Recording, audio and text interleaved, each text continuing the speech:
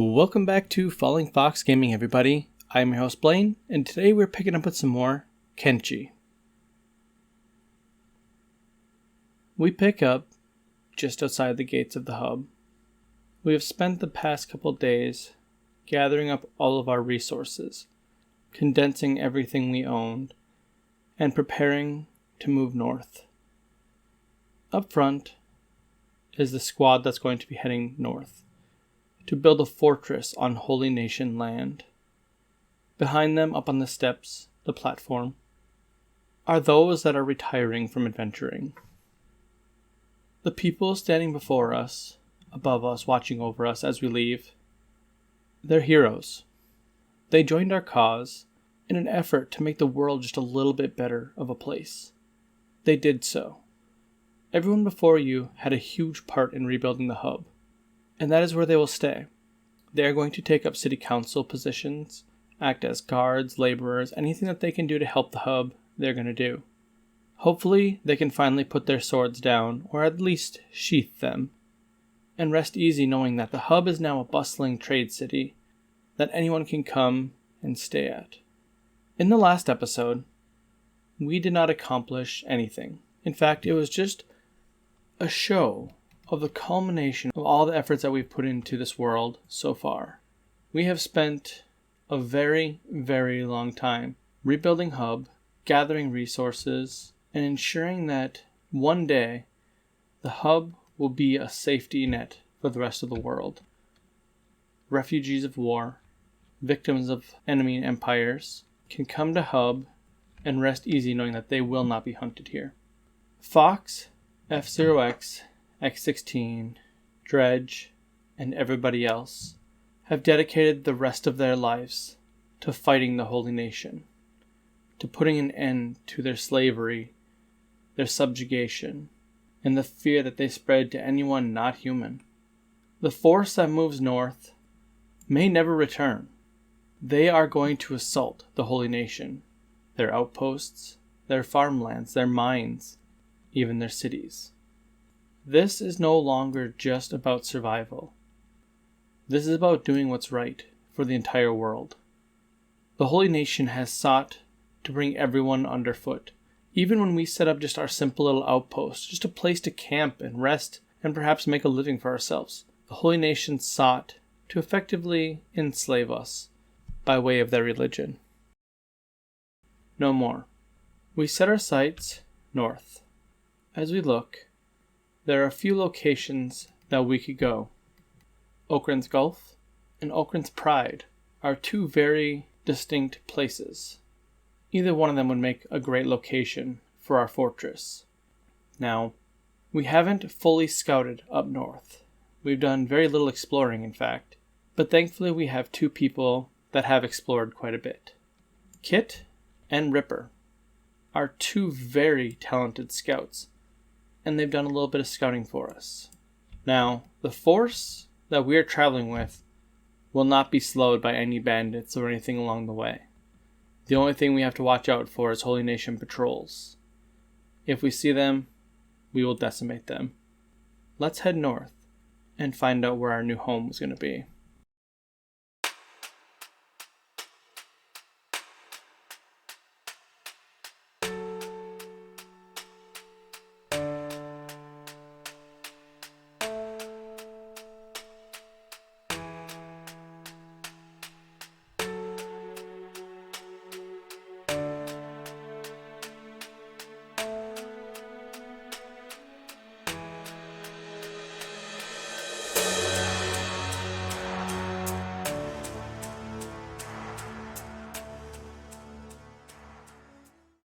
Several days passed. The group has finally arrived. Fox and the gang overlook Okrins Pride. It's no wonder the Holy Nation has survived and excelled for so long. Their lands are lush with vegetation. Water is plentiful. It leaves Fox to wonder why the Holy Nation seeks to oppress everyone when they have everything they need right here. Right now, that is no matter. having arrived in the lands of the Holy Nation, they need to get to work quickly. They cannot waste time standing around observing the local landscape. Their building site is just ahead. Alright, so I'm going to cut the roleplay a little bit here because we actually have some stuff to get done today. And I'm going to cut to the chase with you guys. Yeah, this game's crashed like 3 times while trying to record this video, and it's getting a little tiresome. So my level of annoyance is rising quickly. So the location we're going to be building is right here. A nice big flat open landscape. And unfortunately, I did some scouting. You guys can't see any of it because, again, the game crashed multiple times. But here we are. So just to the west is a holy military base. There's another one up this way. And then their capital is actually right over here somewhere. Can't remember if it's right here or if it's right here. Either way, it's not all that far away. So we're actually setting ourselves up for a pretty difficult area. What we got here is we have an iron resource that 3 workers can work at. And then up here we have a copper resource where 2 people can work at. So we have everything we need up there. We're not going to actually put that within our base though. So our base is actually going to consist of several buildings that are going to be kind of made to function as walls. And let me show you what we're going to do. So we're going to start off with a snail house. And the snail house is going to be rotated this way, so that way the door is facing kind of outwards. I want it to be all facing this big open area here because that's going to be kind of our big target area long term. And we're going to go right like that, I believe. Yeah, that looks good. And then we're going to go with the station house, which is a nice big oval building. And then we're going to form it close to one another so that way it forms kind of a artificial wall really close to each other like this. And we'll go something like, say, that. And then same thing on the other side. Something like that. Followed by a couple watchtowers. Now, I kind of want to move this one a little bit. I think that one's a little too close, and I think the stairs might get blocked. So let's do this. Let's move that closer out that way, and then we'll move this one closer that way. We don't actually need this place very big. This place can be quite small, and it will still serve all of our needs, which is kind of the best part about this. What we're planning is a small base that's going to serve as a fortress more than anything. Everything else is kind of secondary to this. And then the watchtower, we have the ladder, ladder. And then the watchtower will have the stairs on the bottom. And we'll just kind of do one of those. And then last but not least, over here, go on this side, get these stairs kind of facing inwards a little bit. Should be like that. And then we'll double check to make sure that the buildings are overlapping like this. So that way no pathing areas will get through. Perfect. So they're all sealed off so that way no one can run through here. And that'll create an artificial wall right there for us, so we don't have to worry about enemies coming from the backside. And then we're going to go ahead and build some walls. All we have is the standard walls. We never researched the better walls, but that's okay. Oh, actually I lied. We're going to do the gate first. We're going to do a gate right here in the center. Now we're going to go ahead and turn it like so. We actually want it back a little bit so that way the people in the watchtower can potentially shoot down if needed. And then like that. And then we'll pop up the walls right on the end here. And so the walls are going to go out just a little bit and then curve it straight out like, we'll go like that. And then just inwards. And we'll have it connect to the tower, sort of. Not necessarily connecting to it, but right, just like that. To where there's no pathing area through it. And then we're going to go ahead and do the same thing on the other side, which I think our people are in the way, which, yeah, it's going to stop. Dang it. For that. So just like that. And confirm. And there we go. We have, okay. Okay. We kind of have a base that looks like the Millennium Falcon. Sort of. Like the store brand version of it. But anyways, so that's what we're going to be building. Now, we have all the, I don't know if we have all the resources, but we have most of the resources to make this. So we're actually just going to do kind of a little time lapse of this being built because this shouldn't take too long. So let's go ahead and get that started. All right, everybody. So no montage. So this game really liked crashing as I was trying to build this base, and I think it's because I had like 27 people all building at once, and the game did not like that. So no montage, we had to skip that and just build the stuff, and then here we are. So we've completed all the buildings. I haven't built anything inside the buildings or, any defensive structures or anything. So this is what we got. In the process of building this, we were attacked by some bandits, some bone dogs, but, nothing too dangerous. So I'm not really too worried about that, and I wasn't worried about showing you guys. But so here's what we got. I'm going to bring everybody inside the base now, because now that we effectively have our base completed, I want everybody inside. Okay. So what we've done so far is we have all of our walls up. We have ramps to our walls. Inside the snail house, we have a whole bunch of beds, like 10 beds, and a couple of skeleton repair beds being built. Now we're missing the copper, so we need to get a couple people mining copper. So let's go ahead and get a couple people with some good sized backpacks. Oren and Hep. Let's have those guys get over here and mine some copper. While they're doing that, we do need to keep an eye on them, make sure they stay safe. But while they do that, up here we have Fox with the research station. I think he's done with his research, so we don't have anything to research right now, but that's okay. We have a couple small wind generators up here, generating a little bit of electricity for us, and that's kind of it. Our base is pretty simple right now, but this is the start of a very important base defense, because right now they have to come in through this little corridor here, so we need to get crossbows up on these walls. Thankfully, we've spent some time doing some research, and we do have the crossbows Mark II, and we're going to go ahead and go with those. They do 75 damage. I was thinking about doing the harpoon turrets originally, but then I got enough research material to do the crossbows Mark II, which is the same thing, but it requires less materials and does the same damage, and does not require power, which is pretty nice.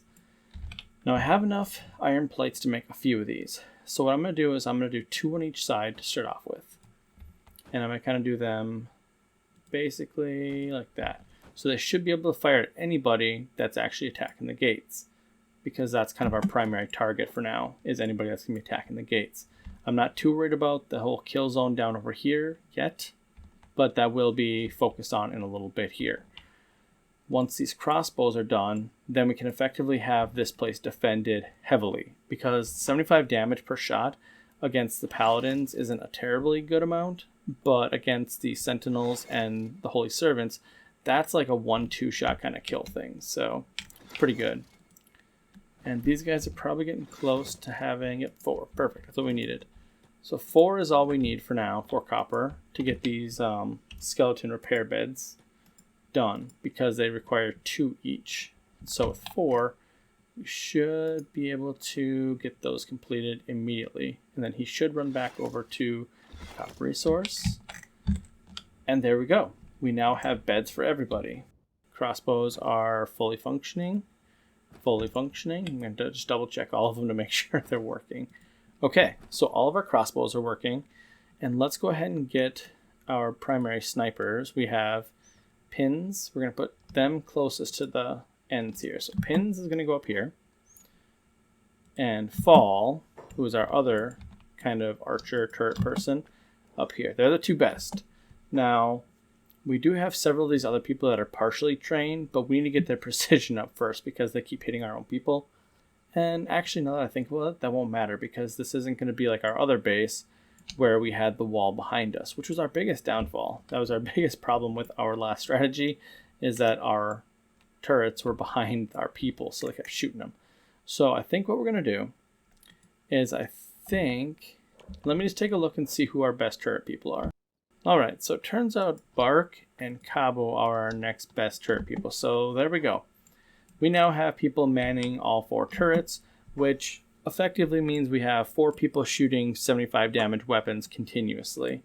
They should be able to shoot pretty quickly with the new crossbows and the new upgrades. So I'm thinking we are pretty well defended. Now the one thing we do need to do is we need to get some storage containers up for some of our generic resources that we're going to be using. Copper being a big one. So I guess we'll just kind of throw this out here. I don't actually really care where the storage units are this time. I'm not going to be too picky about them compared to how I was before, because we're not worrying about our manufacturing as much at the moment. We will in the future. We're going to get some weapons benches and armor benches up, but primarily what we're doing right now is we're just getting the basics set up so that way we can handle a fight against the Holy Nation. Because now that we have this base here, which I guess we can go ahead and just take a look at it. Now that we have this base here, they're going to come for us. We accidentally built the Millennium Falcon, which is pretty cool, actually. I kind of like that. By the way, that was a complete accident, not on purpose. But now that we have this base here, the Holy Nation has that right there. It's a military stronghold right there. And there's another one like right over here, I think it is, or right up here. And then they have a city that's just like right down here. So we are actually really close to Holy Nation, and they're going to attack us pretty much any time. So our primary goal right now is just getting everyone on board for being able to defend this place. And let's take a look and see how many iron plates we have left. We have 10 there, and then a whole bunch in here, which is actually really good. I'm really glad we brought a whole bunch of iron plates. Now that we know that we have enough iron plates and building materials to do a few things, we should get our small manufacturing stuff up and running, like the stone mine. We should really get this up so that way we can mine resources and get building materials if we need them. Now the problem out here is that, oh, here we go. We can actually get a pretty good stone mine right up here. None of our like mines or anything are going to be inside our walls, and that's kind of by design. It sounds like a really stupid design, but I did it on purpose because I like the idea of if we want resources, it's going to be a little bit difficult or dangerous. The whole point of this fortress, it's not to have things easy, it's to have it safe. So we should get somebody doing some raw stone as well. So how about dredge? Dredge is pretty good at that. How many people can we have on the mine? 2? Yeah, we'll get 2 people doing it. We'll have dredge and breaker. Why not? I guess we could have breaker and crusher. Let's have breaker and crusher. Let's take... I don't want dredge actually doing that. He's more of a frontline fighter. Get dredge back over here. There we go. Got that. So we should probably build a storage thing for stones. And this is kind of how we're going to be doing things. We are going to be just kind of plopping down storage containers as we need them. We need to also make some stone processors, so that way we can actually make building materials. And the problem here is that these are big. These are really big. So we're actually going to have these also outside our base. So when we actually want resources, we're going to have to do stuff outside of our base. And again, I guess I could put them like right here inside of our base, but I really don't like that. Yeah, I think we're just going to have it kind of out here. This seems really like self-defeating because I'm making it a little more difficult for ourselves to get materials, but I think in the long run, it seems more thematically correct. Fortress, resources outside. It's generally how we're doing it. But this way, actually having it like this, that means we can have more people out here guarding too, so we can actually have the mercenary crew of Breaker, Crasher, Smasher, Basher, Slasher, and Crasher all kind of outside near each other. And they're all pretty good fighters, like really good fighters. So them like actually being all close to each other is actually going to help for security purposes. We actually do need to get some security for these guys too. Hep and Orin are actually pretty vulnerable up there. They're not the best fighters, and I guess that's probably the best that they're up there, then they can just run away. I won't get cocky and have them fight. Wait, why is that taking so many materials? Oh, dang it. It's because they upgraded Stone Processor 5. I did not need a Stone Processor 5. Jesus. Okay, so I built the wrong thing. I built like the upgraded version, which I absolutely did not need. Downgrade. Yeah, I don't need... That was ridiculous. I cannot believe I was building like the high upgraded one. Okay, and then we also need iron refinery to make iron plates. Steel, we don't need steel bars, so... Yep, iron refinery is the last thing we need, which I'm also going to put over here. I'm going to put these, like I said, all kind of by each other for defensive purposes. Because when we are done here, building these little like buildings outside of our base, we're actually going to be creating an area where there's going to be like, 5, 6, 7 people always next to each other. Which is actually really good for security. Alright. And now we just need people working the iron. I guess I could do Basher and Smasher, I guess. Just have them working on it. Then I guess that'll be everybody. We'll have somebody working on everything. We do need another wind generator. It looks like we're not generating enough power, so let's go ahead and get a small wind generator up here. No, let's do it on the other building. I like the idea of having both of these buildings having little wind generators on top of them. Looks nice. But I think this is where we're going to kind of leave off for today, everybody. We have our base set up, and as you can see, we're well on our way to having it fortified. This is going to be our strike outpost. So my thoughts for how we're going to actually do this is we're going to have the snail house back here be our kind of bunker where we're going to do resting and everything like that when everyone gets injured. Then we're going to have these two buildings, the station houses right here, housing all of our weapons, armor, supplies, just things that when people attack us, we can loot their stuff, store it in there, and then down the road, load up the spiders and head back and sell it or whatever. Or we can, deconstruct it, whatever we decide to do. But just some kind of storage and, some other stuff in terms of role play. But then our towers are going to be lined with some crossbows too, eventually. That's going to be kind of down the road a little bit. Primarily, we're going to get this area here lined up with crossbows. Once we get iron plates actually being collected on the regular, which I think it looks like it's starting to go now. Yeah, it looks like iron plates are being actually constructed now. So now that that's going kind of continuously, we will start building more crossbows. So eventually we're going to have this lined up with crossbows. So when we get attacked, what's going to happen is most of the people that are on the base are going to go defensive, and we're just going to line up that crossbow wall on both sides. And this is going to be a no man's land. This is going to be like a death pit, basically. So when they come in, hopefully we shoot them to death. And then we're going to have a few people inside the gate prepared to defend. I don't actually know how well that's going to go because I am still worried about the crossbows a little bit. Okay, Bone Dog ran in and attacked one of the crossbow people. Sure, why not? But I'm hoping that the crossbows won't hit the people inside, but you never know. So that's something we'll have to see how that plays out. But now that we have our basic defenses set up here, we have a few targets. So one of our primary targets is going to be to take out this small town right here, this little village. Or what is it? I can't remember what it's called. Holy Farm. Yeah, we have a couple holy farms that I think are good first targets. If we pick them off, or at least go scout them out and see what's there, I feel like that'd be a good place to start. After that, once I feel like we're pretty well defended, we're going to try and take out one of these military outposts. That might be a couple episodes down the road, but that's where we're aiming towards. Sorry, this wasn't, on my regular level of kind of things that I do. It was kind of quick, overall view of everything, but it's because this game crashed on me like 7 times while trying to build this base, and honestly, I'm just kind of exhausted and I want this video to be done. So I will be back with renewed vigor in editing and nice roleplay stuff next time. So I want to thank you guys for watching. If you like this episode, please don't forget to like, subscribe. I will remind people, subscribe. And check out some of my other videos. I noticed that a lot of subscribers are not watching my other videos. Come on, guys. Go watch them. All right. Bye, everybody. See you next time.